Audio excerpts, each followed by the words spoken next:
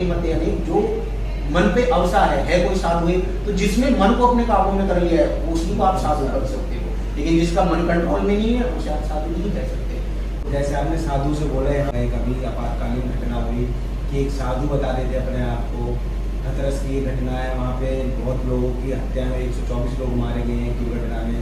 उनको भोले बाबा बोला जाता है, उन्होंने क्या बोला कि आओ मेरी जो चरणों की धूल है उसको लो, उससे आप ठीक हो जाएंगे।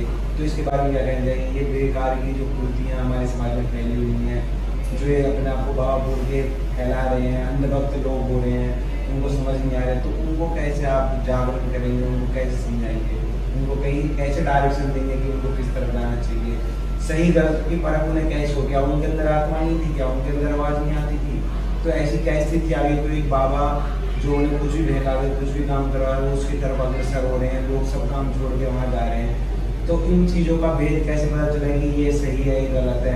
तो उस टाइम पे उनकी आत्माएं कैसे जागृत नहीं होती? भजन भक्ति तो वो भी करते हैं। देखो, एक तो होता है भक्त होना और एक होता है अंधभक्त होना। तो अंधभक्त का मतलब क्या है?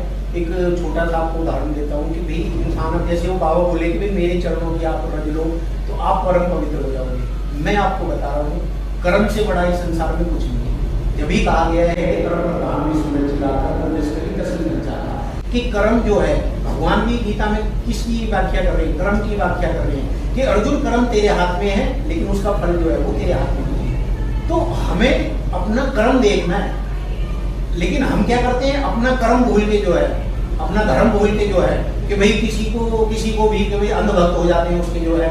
अब जैसे कि भाई कहते हैं ना कि भाई मरना जो है, मरना तो एक निश्चित है कि हमारी 6 चीजें पहले से ही निर्धारित होती है: जन्म, मृत्यु, सुख, दुख, यश और अपयश।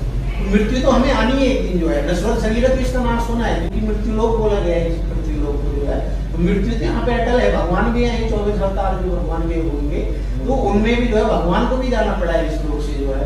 तो कहने का मतलब है कि मृत्यु तो अटल है, वहाँ पे जो मरेगा उन चीजों पे नहीं टिकाऊंगा। लेकिन मैं उस चीज को समझाने की कोशिश करता हूँ कि अब जैसे हम कहते हैं कि भाई भगवान के दर्शन से हमारा उद्धार हो जाता है, तो मैं आपको उदाहरण देता हूँ कि दुर्योधन, दुशासन, भगवान साक्षात कृष्ण जो है, क्या उनके सामने नहीं थे? क्या उनके स्वभाव में कोई परिवर्तन आया?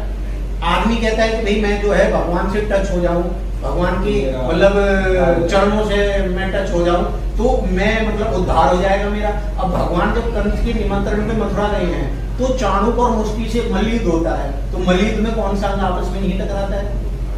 क्या उनके स्वभाव में कोई परिवर्तन आया? कुछ नहीं आया। तो कहने का मेरा कॉन्सेप्ट या मतलब जो है यही है कि हम अंधभक्त हो जाते हैं। अंधभक्त का मतलब कि भाई जो उसने बोल दिया हम उसने वही हमने मान लिया। भाई मेरा कहने का मतलब ये है कि भाई आदमी को जो है गुरु बनाओ, लेकिन जैसे कहते हैं कि कहावत है कि गुरु बनाओ पानी पियो छान के और गुरु बनाओ जान के। जो आपको लगे कि हाँ भाई ये सही गाइडेंस मतलब मेरे को करेगा, सही मेरा मार्गदर्शन करेगा, तो भाई गुरु भी बनाओ। क्योंकि मैं नहीं कहता कि हर किसी की स्थिति मेरी जैसी है कि मेरे को पैदा होते या मैं 14-15 साल का था मेरे को आत्मज्ञान हो गया, अंदर से आवाज आई कि भाई कोई चीज है, तो सबकी स्थिति यही होगी। मैं तो इस चीज को नहीं कह रहा हूँ। गुरु बनाओ, लेकिन इतने अंधभक्त मत बनो कि भाई बिल्कुल ही जो है आपके भाई उनके पीछे हो जाओ, भाई उनकी चरणों